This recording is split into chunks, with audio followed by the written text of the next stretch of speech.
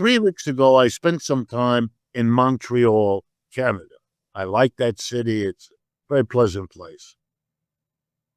And I made a point, my wife and I both made a point, to kind of draw out the Canadian individuals we bumped into about everything that's gone on with Mr.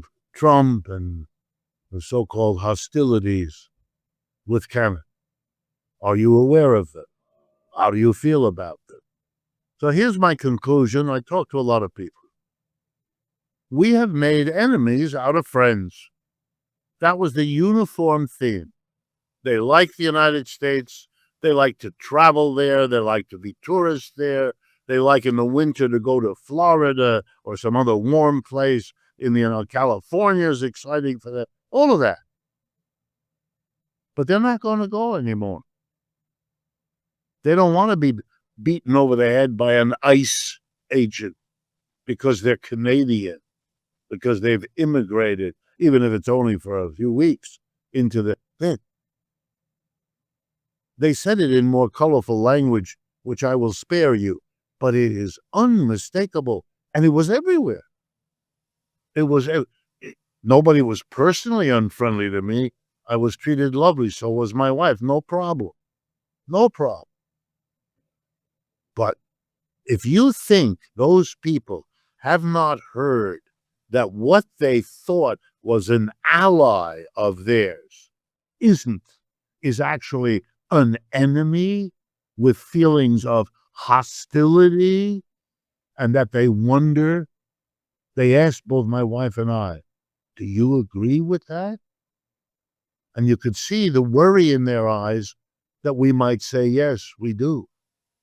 We didn't, but they didn't know that, and so they were guarded. You could see when I asked what they thought, they were wanting to see where I was coming from before they ventured. I had to show that I'm not there to attack them or to be in any way other than learning, and that's what I would say. I want to learn what the effect has been. Once they heard that, they believed it, at least in most cases, they were quite forthcoming and told me that they really felt that their society had to focus itself elsewhere. And when I say, what does that mean? We have to deal with China. We have to deal with Europe. We have lots of the things they need and want, which we should sell to them. And with the money we get, we can buy from them the thing. We don't need the United States. We don't want it. We're afraid if we do business with the United States, what will Mr. Trump do next? Take advantage of what we're not doing. 3 people said to me, I'm not going to Florida.